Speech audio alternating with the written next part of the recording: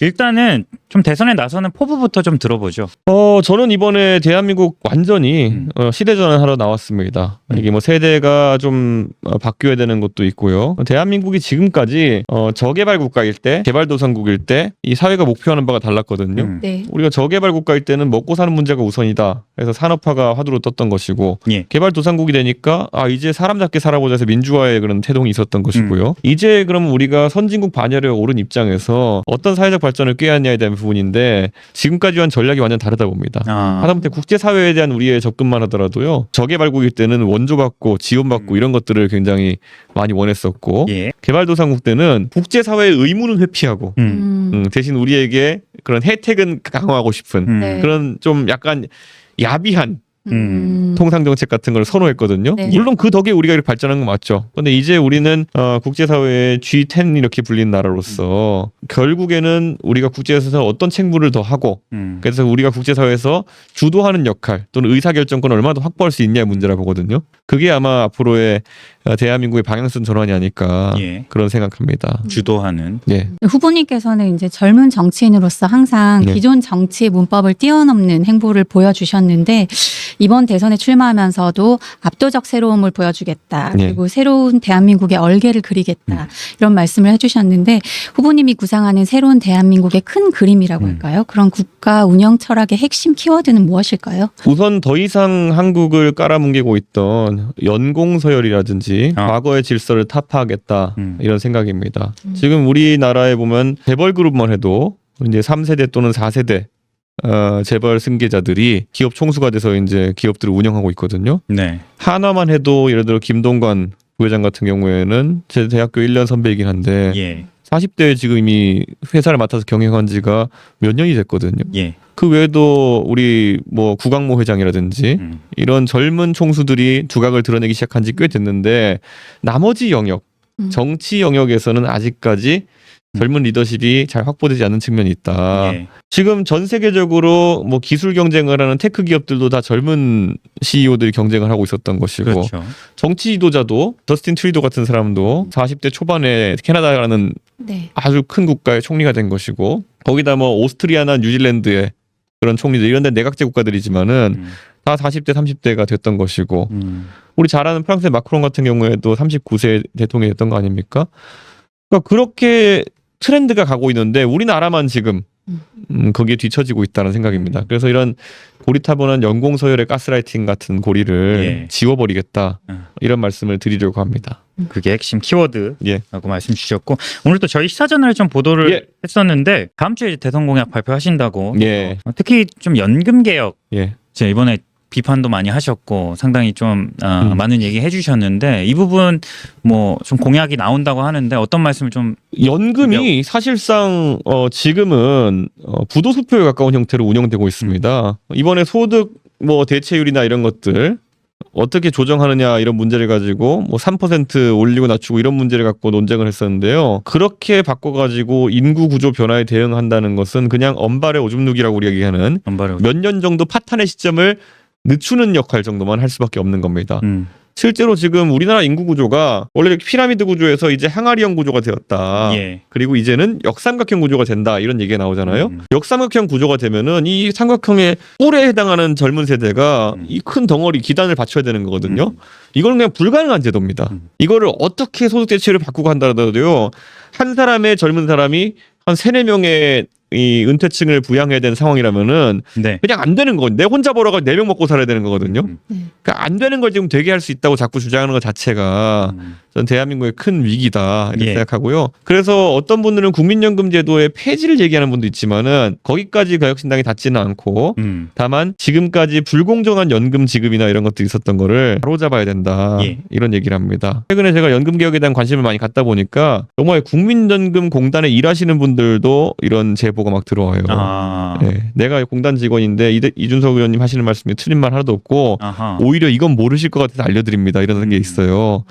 가장 대표적인 게 뭐냐면은 국민연금 같은 경우에 과거에 이제 기간이 좀 짧았던 분들을 위해 가지고 지금도 운영되는데 훈합 제도가 있어요. 아, 그렇죠. 예, 앉는 게 있으면 나중에 몰아서 내고 그래서 연금 혜택을 받는 제도가 있는데 이 훈합 제도를 활용해 가지고 원래 120개월 그러니까 10년 이상 연금을 내신 분들이 국민연금 수령 대상이거든요. 네. 근데 이렇게 된답니다. 훈합 제도를 활용하면은 한 달에 9만 원어치씩 그렇게 해서 119개월어치 딱 그러면은 한 1,080만 원 정도 내야 된답니다. 그 1,080만 원을 20을 납부하면은 그리고 나가지 만약 연금 수령 나이가 되잖아요. 한 달에 20만 원 정도 받아갈 수 있다고 합니다. 그러면 훈합으로 119개월을 다 때우고 1,000만 원 정도 내고 매달 20이면 얼마입니까? 1년에 250이거든요. 아니 연 25%의 이자를 주는 금융상품이 세상에 어디 있습니까? 그러네요, 진짜. 근데 이런 것들 지금 훈합 제도를 이용해 가지고 실제로 그 혜택을 보는 분들이 있고 굉장히 많다고 합니다. 예.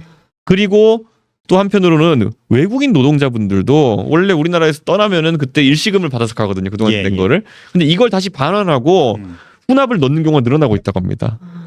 외국인 노동자들이 본국에 돌아가서도요. 아무리 생각해봐도 이 다 집어넣고 우리나라에서 연금 받아가는 것보다 좋은 금융상품이 없다는 거예요. 그러니까 우리의 지금 국민연금 제도가 뭐 중국이나 아니면 몽골 이런 데도 오신 외국인 노동자 중에 좀 납부하시는 분들의 노후 대책으로 지금 사용되고 있는 겁니다. 예. 근데 이런 거를 지금 젊은 세대에게 야 너희들이 뭐 그런 외국인 노동자들의 생계까지 책임져야 된다라고 하면은 누가 거기에 대해서 동의를 하겠습니까? 그러니까 저는 이거는 신연금, 구연금 제도를 분리해가지고 강한 개혁의 길로 나설 수밖에 없다 그런 생각입니다. 사실상 완전히 이게 계산에 따르면 2091년도에 국민연금 부족분이 2경원에 달한다는 얘기가 있어요. 예. 우리가 보통 조 얘기해도 많아 보이는데 만조가 1경입니다. 그러니까 이게 지금 뭐합니까 진짜. 만억이 1조고 만조가 1경인데 그러면 2경이면은 2만조 정도 이제 결손이 날 수 있다는 거거든요. 예. 이쯤 되면은 저는 이거는 불가능한 제도라고 이제 인정해야 된다 봅니다. 예. 그 여성가족부 네. 폐지를 원래 좀 얘기를 많이 하셨는데 저는 실제적인 폐지고요. 그러면 여기서 전 여성가족부 업무를 제가 폐지하자고 했던 이유가 이게 과거에 여성 인권에 대해 가지고 김대중 정부 시절에 이제 만들어졌을 때는 그래도 호주제 폐지라든지 좀 건드려 볼 만한 주제가 있었어요. 그런데 이제 여가부가 이제 할 일이 없다 보니까 어느 정도 제도 개선이 끝나고 난 다음에는 캠페인만 하고 있는 거예요. 그리고 맨날 하는 게 뭐 이제 그래서 청소년 업무까지 떠맡겠다고 해가지고 뭐 게임 규제하고 이런 거 하고 있는 거예요. 이게 여성부가 특정한 상황에 필요해가지고 만들어졌으면 그 필요가 사라지면은 부처를 없애자고 하는 것이 자연스러운데 저는 그 부분에 대해 가지고 아무도 이야기 못하는 현실이 너무 안타깝고 그 여가부는 제 생각에는 여성의 그런 어떤 문제만 다루는 것이 아니라 보편적인 인권 문제를 다루어야 된다. 인권과 지금 고용노동부가 하는 역할을 합쳐가지고 노동인권부를 개편해야 된다라는 생각을 하고 있습니다. 그러니까 지금까지는 여성부가 말 그대로 한쪽 성별을 위한 여러 가지 정책 고민을 해왔다면은 이제는 다양한 인권에 대한 고민을 할 수 있는 노동인권부 형태로 통합해가지고 사실상 폐지돼야 된다. 그런 생각입니다. 사실상 폐지고 노동인권부로 개혁하는 방안. 저는 인권에 대한 업무는 갈수록 중요해질 거라 봅니다. 우리가 지금 인권위원회가 있잖아요. 근데 인권위원회 업무를 거기 노동인권부에 같이 통합시켜야 되는 것이고요. 그러니까 사실상 인권위, 노동부, 여가부의 통폐합이죠. 좀 경제 분야로 좀 넘어가 보겠습니다. 어쨌든 반도체 AI 이런 우리의 또 경쟁력이 있는 이 산업들에 대해서 앞으로 저희가 정말 그 규모 있는 기업들 최근에 뭐 이재명 대표가 K 엔비디아 뭐 이런 얘기도 했습니다만 저희가 어떻게 투자를 더 해야 하는 걸지 아니면 어떤 식으로 어쨌든 저희의 그 산업 경쟁력을 좀 더 강화할 수 있을지. 저는 의대 증원이 완전히 판을 엎어놨다 생각하거든요. 의대 증원은 저는 말이 안 된다. 저는 심하면 의대 가본까지도 생각해야 된다. 이런 생각입니다. 왜냐하면 지금 의료 분야도 사실 AI가 침투하고 있습니다. 영상의학이라든지 아니면 진단의학 같은 경우에는 상당히 높은 확률로 AI가 조금씩 대체해 나갈 가능성이 높습니다. 그런 상황 속에서 그러면은 지금 고령층이 늘어나니까 의료 수요가 늘어난다 이런 얘기도 하는데요. 어떻게 될지 모르는 겁니다. 예를 들어 간병에 필요한 의료 인력이 로봇으로 대체될 수 있는 거고요. 아니면은 뭐 여러 가지 아까 말했던 영상이나 이런 것들은 판독 자체가 AI로 넘어갈 수도 있는 거고 나중에 이 고령층이 또 돌아가시고 나면은 인구 자체가 줄어가지고 의료 수요 자체가 줄어들 수도 있어요.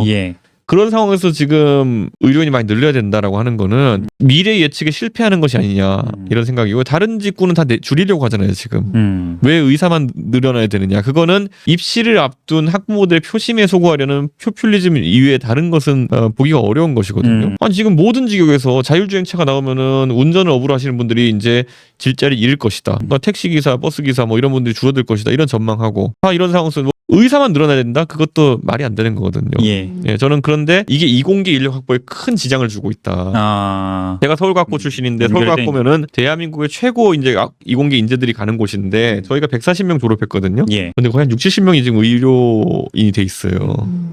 근데 이게 의미하는 바가 뭐냐면은 이공계의 어차피 인재풀이라는 건 의료계와 자연과학, 연구계가 이공학계가 공유하는 겁니다. 여기서 의료계의 풀이 너무 늘어나게 되면은 예. 그 연구 인력의 풀이 줄어드는 거거든요. 그리고 저는 좀 짚어봐야 될 것이 이공계에 대한 처우라는 것을 우리가 한번 생각해봐야 될 것 같아요. 지금 중국 같은 경우에는 제가 알기로 일부 대학에서는 네이처급 논문이나 이런 것들을 작성했을 때 즉시 한화로 2억 정도 되는 포상금을 준다든지 이런 제도들이 활성화되어 있는 것 같아요. 근데 우리나라도 보면은 뭐 그런 것에 대해 포상 제도가 있긴 하지만은 그 정도의 파격적인 적어도 내가 이 내 분야에서 열심히 해서 성과가 난다 그러면은 올림픽 메달리스트만큼은 대접해줘야 되는 거 아니냐라는 생각이 드는 거죠. 올림픽 메달리스트들이 못하면 뭐 연금도 있고 그다음에 이렇게 한 것처럼 그래서 체육 활동에 매진해가지고 더 국위를 선양하고 하는 것처럼 대한민국의 위상을 높이면은 그냥 일시금 2억씩 주고 3억씩 주고 해도 좀 괜찮다 보는 겁니다.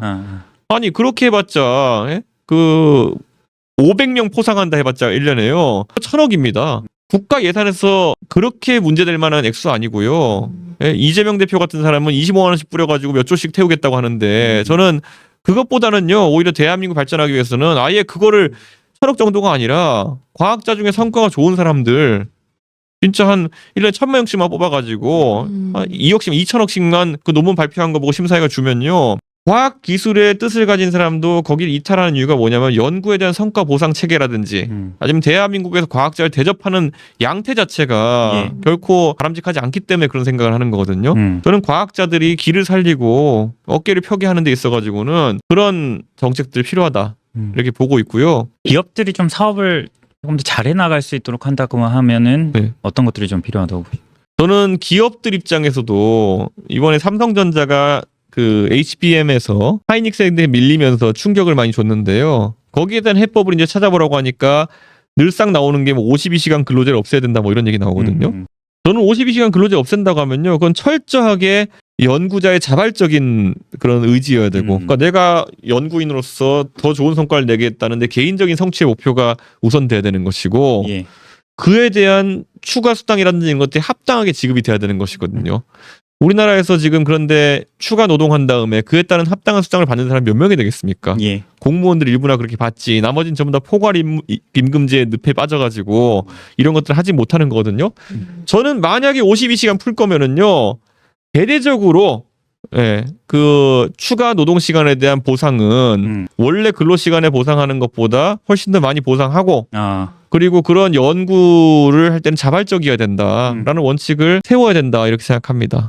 네, 다음에 좀 교육 문제를 여쭤보고 싶은데 네. 동탄 지역구에서 학부모들의 지지를 상당히 많이 네. 받고 계신데 한국 교육제도는 여전히 입시 중심이고 이제 사교육 중심이라는 비판이 많아요. 이 부분에 대해서 어떻게 개혁을 해나가야 될지 의원님 생각이 궁금합니다. 저는 교육에 있어서 입시제도가 국공립대와 그리고 사립대 입시도 좀 달라야 된다 생각합니다. 예. 이번에 보니까 홍준표 시장 같은 경우에는 정시로 다 때려박자 뭐 이런 얘기를 하셨던데 정시를 다 때려박으면 어떻게 되는지 홍준표 시장이 잘 모르시는 것 같아요. 그러면은 지방교육은 더 무너질 가능성이 있습니다. 서울에 이런 수능 점수 잘 받게 해주는 학원이라든지 이런 것들이 각광받을 가능성이 있고 그리고 내신 때문에 상대적 불이익을 받던 파락군 학생들이나 이런 사람들이 학군지 학생들이 수능을 통해 가지고 대학에 올라갈 수 있는 확률이 높아지면은 지방이 상대적으로 더 기회가 적게 열리는 것이거든요. 뭐 그게 옳을 수도 있겠습니다만 어쨌든 그런 파급 효과가 발생할 거기 때문에 저는 어느 정도 절충을 좀 할 필요가 있는 게 미국만 보더라도요. 미국은 주립대 같은 경우에 그러니까 우리나라 국공립대에 해당하는 주립대 어디 스테이트 유니버시티 이런 것들을 보면은 예. 거기도 줄 세우기입니다. 100%. SAT 점수에 따라 가지고 뭐 몇 점 때문에 어디 가고 이런 게 거의 확실하거든요.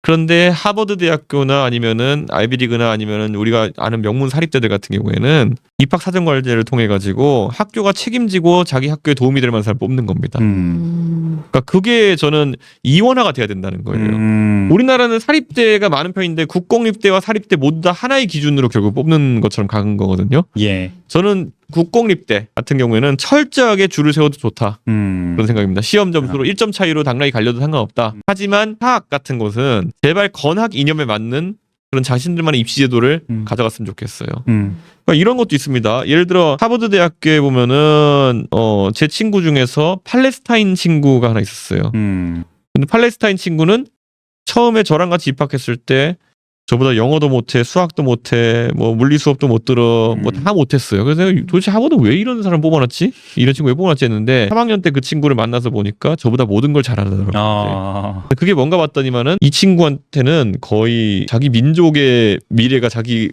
어깨에 짊어져 있다는 그런 굉장한 그런 책임의식이 있더라고요. 저도 만약에 뭐 옛날에 구한말에 신사 유람단 같은 거 했으면 그런 의식이 있었겠죠. 근데 저만 해도 그게 아니었던 거죠. 2000년 초반에. 그런 것처럼. 그런데 하버드는 그걸 아는 거죠. 입학사정관으로. 이 친구를 팔레스타인에 될성 부는 만한 그런 떡잎에 이 친구를 뽑아놓으면은 나중에 이 친구가 뭐 학비도 제대로 못 내겠지만은 이 친구가 나중에 자기 조국에 돌아가가지고 훌륭한 지도자가 될 것이야. 그러면 우리 하버드 입장에서는 남는 투자야. 어차피 비싼 등록금 내줄 다른 사람 많아. 그런 판단을 학교가 자율적으로 해야 되는 거죠. 근데 지금은 대한민국의 사립대학들 그런 거 전혀 없습니다. 우리나라 사립대학들 얼마 전까지만 해도요. 그냥 어느 학교를 내세운 게 사신 몇 명 합격 무슨 행시 몇 명 합격 이런 거 내세웠잖아요. 미국 대학은요. 정상적인 상황에서 공무원 만들려고 안 합니다. 왜냐? 공무원 만들어봤자 기부금도 안 내고 별로 학교에 도움이 안 되거든요. 근데 우리는 아직까지도 과거 시험으로 보는 거죠. 그런 게 어디 있습니까? 이런 시대착오적인 관점인 거죠. 향교 수준을 벗어나가지고 이 대학이 다른 방식으로 자신들의 가치를 높이는 그런 길로 갔으면 좋겠다. 청년 세대의 마음을 또 잘 아실 것 같아서 청년들이 상당히 불안해하잖아요. 그렇죠. 내 집 마련도 어렵고 뭐 상당히 좀 절망감을 토로하는 그런 분위기인데 청년들을 위한 어떤 정책 구상 어떤 것들이 있을까요? 저는 젊은 세대가 주택을 취득하는 데 있어가지고 그리고 출산율 문제를 해결하는 데 있어가지고 좀 파격적인 변화가 있어야 된다 이런 생각을 합니다. 제가 동탄에 가서 가장 놀랐던 것이요. 아이들이 셋이거나 둘인 집이 너무 많아요. 그래서 제가 동탄에 있는 소위 동탄맘들 저보다 젊은 분들도 있고 한데 물어봤어요. 아니 왜 이렇게 여기 동탄에는 아이들을 젊을 때부터 둘 셋을 낳은 사람이 많죠 그랬더니만은 동탄에 다자녀 특별 공급이 많았는데 이게 있더라고요. 신혼부부가 아이를 하나 낳는 것은 각자 여러 가지 이유로 낳습니다. 어쩌다 보니 좀 젊을 때 낳은 계기도 있을 수도 있고 뭐 결혼한 이상 하나 낳아야지 뭐 이런 생각할 수도 있고 하나 낳는 건 여러 가지 이유가 있거든요. 근데 하나를 낳은 부부가 앉아서 생각해봤을 때 야 그럼 문제 뭐 먹고 사냐 했을 때 주택을 구입하는 데 있어가지고 가장 합리적인 선택 중에 하나가 빨리 그 당시에는 셋을 낳아가지고 다자녀 특별 공급을 받자. 우리가 맞벌이 해가지고 알콩달콩 모아가지고 이걸 분양받는 걸 기대하는 거는 거의 로또고 결국엔 다자녀 특공을 통해가지고 셋을 빨리 낳으면은 이분들만 조금 일찍 결혼하신 분들 경우에 그러면은 훨씬 확률이 높다. 이성적인 판단을 하는 겁니다. 저는 그래서 이 공약으로 이제 저희가 제시할 건데 서울에 이제 보면 서울은 아파트 공급할 때 재건축 재개발을 통해 가지고 조합원 분양분이 있고 그다음에 일반 분양분이 조금씩 생기게 됩니다. 저는요 지금 우리나라의 청약제도 하에서는 여러 가지를 따집니다. 무주택 기간도 있을 것이고 부양가족도 있을 것이고 통장도 따질 것이고 뭐 여러 가지 있잖아요. 저는 단순화했으면 좋겠어요. 그 부양가족만으로 판단했으면 좋겠다. 그 말인즉슨 뭐냐면은 다자녀인 경우에는 그래 서울에 일반 분양분 아파트 하나 정도는 받을 수 있겠구나 또는 높은 확률로 받을 수 있겠구나 정도가 확인돼야 되는 겁니다. 저는 사실 대한민국의 부동산 정책 중에서 가장 이해 안 가는 게 제가 대학 졸업할 때 보면요. 제가 대학 졸업할 때 컴퓨터랑 경제학을 이제 그 조인트로 전공했기 때문에 제가 한 연구가 뭐냐면요. 그 당시 종부세를 이제 노무현 정부 때 한다 이럴 때여가지고 서울의 어느 지역에 어떤 경로로 지하철 노선을 깔아야 부동산 가격이 오른 거로 종부세를 걷어가지고 그 지하철 건설 비용을 충당할 수 있을까가 제 연구 논문 그 모델링하는 게 제 연구 논문 주제였어요. 에드워드 글레이저 교수님이 저한테 얘기할 때 너 연구하는 건 괜찮은데 대한민국은 왜 지하철이 생기면은 집값이 오르냐 이렇게 물어보더라고요. 아, 왜냐하면 미국 같은 경우에는요 지하철 인근에 오히려 슬럼가가 형성되는 경우가 있어요. 예. 예, 대중교통 인근에 네. 오히려 잘 사는 사람들은 근교에 가서 차 타고 출퇴근하고. 네. 그러니까 한국은 그러니까 약간 부동산 그게 동심원 이론 같은 게 있는데 한국은 동심원 이론이 좀 애매하게 돼 있는 게 한국은 오히려 지하철역에 가까울수록 그 집값이 높고 예. 보통은 은퇴층이나 노인층 같은 경우에는 동심원 바깥에 가 살아요.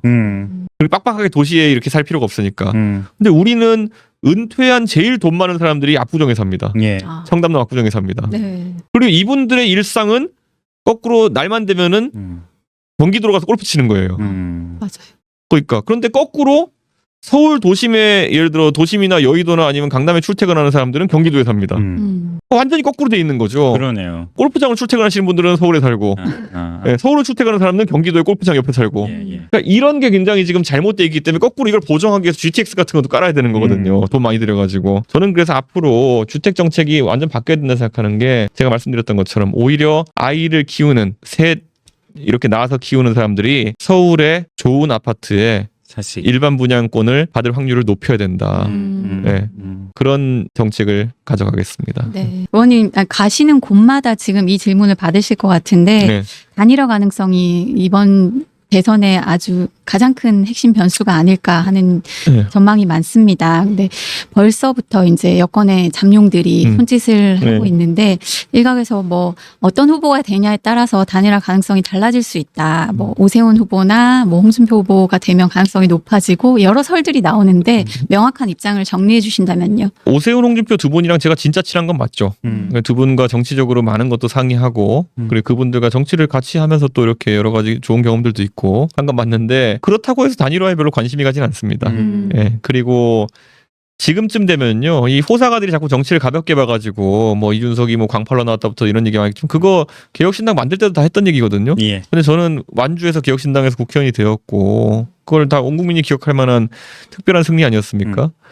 저는 그때 동탄에서 이준석이 마냥 나풀나풀거리면서 단일화에 눈독 들이고 뭐 단일화 해준다 하면 뭐 거기 혹하고 이랬으면은 예. 절대 당선 안 됐다 봅니다. 단일화해서 졌을 겁니다. 저는 그런 정치공학적인 움직임에 관심이 없고 이쯤 되면은 국민의힘에 있는 사람들은 이준석이라는 사람의 그런 고집스러움이 굉장하다는 걸 알 거거든요. 예, 이거 이준석은 잘못 건드리면 오히려 큰일 난다. 라는 생각을 좀 했으면 좋겠다라는 생각입니다. 아.